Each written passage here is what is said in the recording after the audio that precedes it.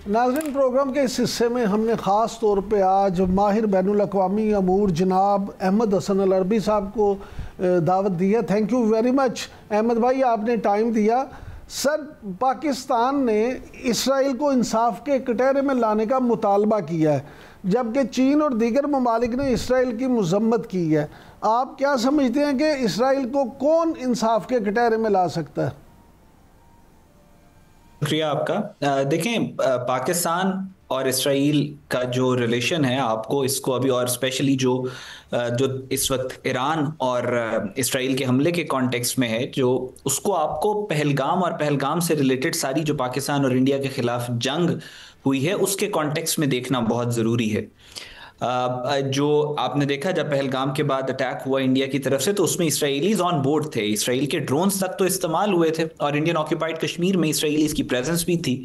और इसराइल की पूरी रियासत ने उस हमले में, उस अटैक में खुल के इंडिया का साथ दिया।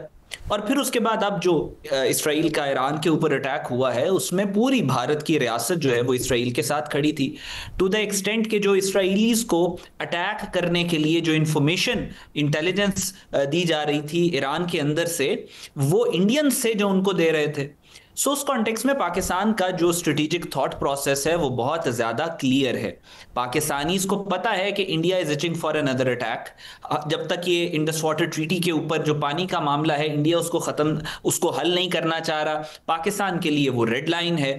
उस कॉन्टेक्स्ट में पाकिस्तान को नजर आ रहा है कि एक अलायंस बन चुका है, एक नेचुरल स्ट्रेटेजिक अलायंस बन चुका है बिटवीन इसराइल एंड इंडिया। और ये दोनों हमेशा से पाकिस्तान के ऊपर हमलावर होते रहे और आगे भी ये दोनों मिलकर पाकिस्तान के खिलाफ कोई थ्रेट पोज करेंगे, या जो पाकिस्तान के खिलाफ अगर इंडिया अटैक करता है तो इसराइल उसको सपोर्ट करेगा। तो अब इस दुनिया के अंदर जो सैमुअल पी हंटिंगटन की प्रेडिक्शन थी 1992 की, कि दुनिया के अंदर अब नए ब्लॉक्स बनेंगे और दुनिया दो कैंप्स में डिवाइड हो जाएगी। एक कैंप ऑपरेसर्स का होगा और एक कैंप जो होगा उन ऑपरेसर्स को रोकने वालों का होगा। तो पाकिस्तान इस वक्त वो कैंप जो दुनिया पे जुल्म और बर्बरियत और जेनोसाइड दुनिया के अंदर करने का प्लान रखता है, इंसानियत को मजीद गुलाम रखने का प्लान रखता है, उस कैंप के खिलाफ सफ़े अव्वल में खड़ा हुआ है। और इसी वजह से पाकिस्तान ने यह कहा है कि इसराइल को आप इंसाफ के कटहरे में लेके आए। और जाहिर है मल्टीपोलर वर्ल्ड के अंदर जो कौमें उभर रही हैं, जिसमें रशिया और चाइना शामिल हैं, ये इस कैंप के अंदर ही शामिल होंगे इसराइल के खिलाफ। अच्छा, ये फरमाइएगा अहमद भाई कि अमरीकी और रूसी सदर की टेलीफोनिक गुफ्तगू भी हुई है, इसमें इस हवाले से भी सारी बातें हुई। आप क्या समझते हैं कि जंग बंदी हो के क्या मुज़ाकरात की कोई सूरत निकल सकती है? जी देखें, अब ये डिपेंड करता है कि इस वक्त हालात क्योंकि जंग एक ही सूरत में रुक सकती है कि आप इसराइल को डिटर करने में कामयाब हो जाएं। मुज़ाकरात या डिप्लोमेसी सिर्फ एक वजह से होती है, टू अवॉइड वॉर। और अवॉइड वॉर जो है, जब आप वॉर को इक्वेशन से निकाल देते हैं, जब जंग का खतरा नहीं रहता, तो फिर डिप्लोमेसी भी नहीं होती। इसराइल एक ही सूरत पे टेबल पे आएगा कि उसके सर के ऊपर एक थ्रेट ऑफ वॉर बना रहे।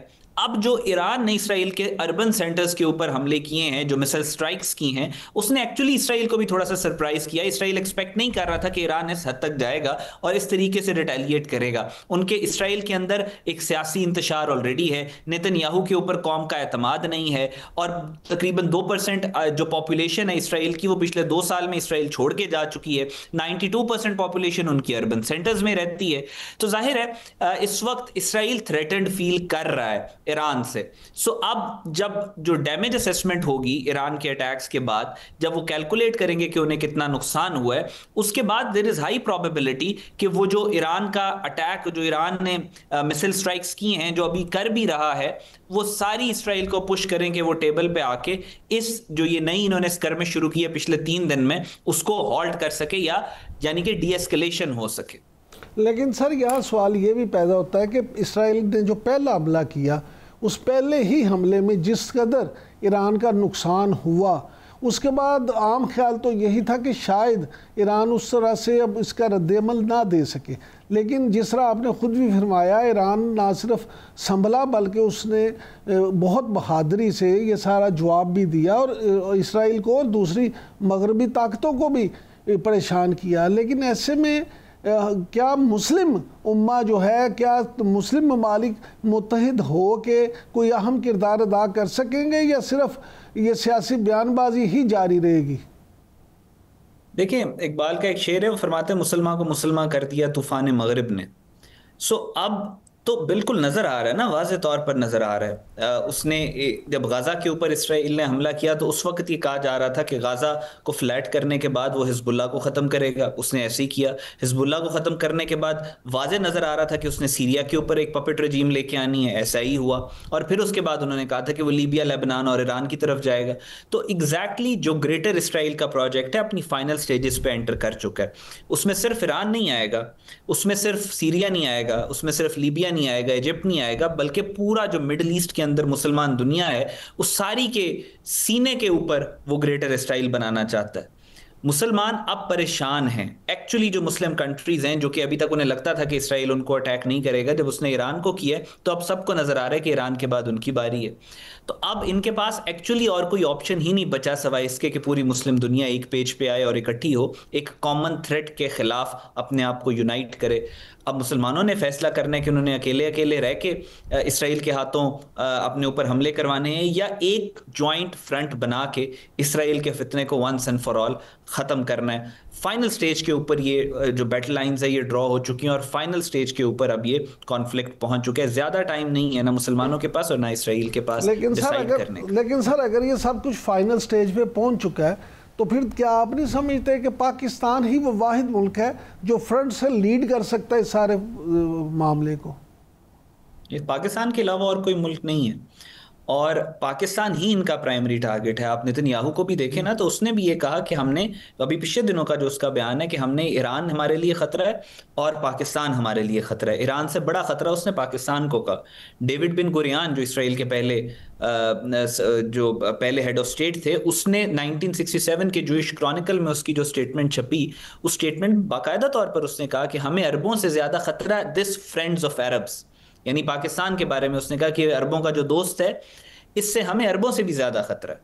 सो अल्टीमेटली जो इसराइल के रास्ते में सबसे बड़ी रुकावट है और इंडिया के रास्ते में जो सबसे बड़ी रुकावट है वो पाकिस्तान है, क्योंकि उधर से अखंड भारत है, इधर से ग्रेटर इंडिया है। जहां पे ग्रेटर इंडिया की हाइपोथेटिकल सरहद खत्म होती है वहां से ग्रेटर इसराइल की शुरू होती है।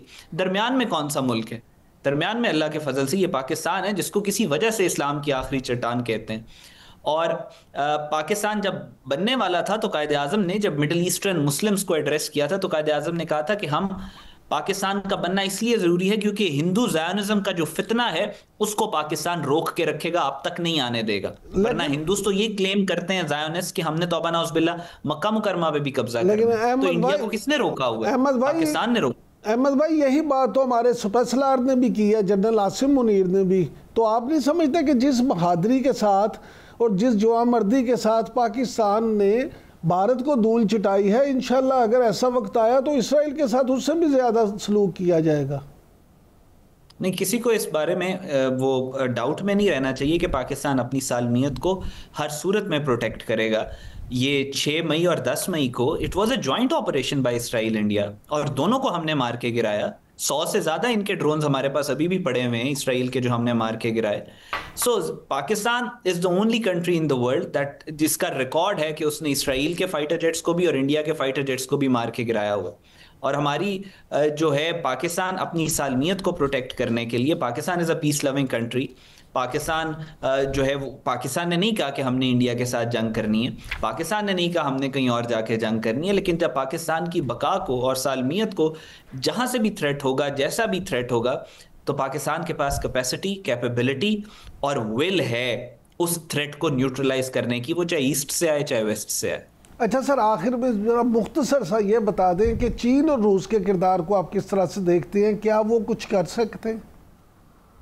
जी, जैसा मैंने आपको पहले बताया था, जैसे अलेक्जेंडर ड्यूगिन की भी स्टेटमेंट थी, चीन और रशिया एक्चुअली चाहते हैं मुस्लिम्स को सपोर्ट करना इस मिडल ईस्टर्न कॉन्फ्लिक्ट के अंदर, और वो अमेरिका के खिलाफ अपना, अमेरिका का काउंटर बैलेंस अपना पुट करना चाहते हैं, अमेरिका को ओवर स्ट्रेच करना चाहते हैं, मुस्लिम्स के थ्रू बॉक डाउन करना चाहते हैं। उनके अपने स्ट्रेटेजिक इंटरेस्ट हैं लेकिन उसके लिए इनिशिएटिव जो है, ये जो जंग है ये ईरान की जंग है, ईरान को इनिशिएटिव लेना पड़ेगा। And they are all waiting for the initiative and resolve of Iran. जब ईरान अपनी क्लैरिटी के साथ ये कहेगा कि I am going after Israel और मैं अब बर्दाश्त नहीं करूंगा, मेरा प्रेसिडेंट मर गया, मेरा फॉरेन मिनिस्टर इन्होंने शहीद कर दिया, आर्मी चीफ को इन्होंने शहीद कर दिया, मेरे न्यूक्लियर फिजिसिस्ट को इन्होंने शहीद कर दिया, और अब I have to go all out, क्योंकि अब अगर मैं इसराइल के खिलाफ एक जंग नहीं लड़ता तो फिर मेरा पूरा का पूरा मुल्क तबाह हो जाएगा। जब ईरान ये रिजॉल्व शो करेगा और क्लैरिटी शो करेगा तो फिर आई थिंक रशिया और चाइना दोनों they both will jump in.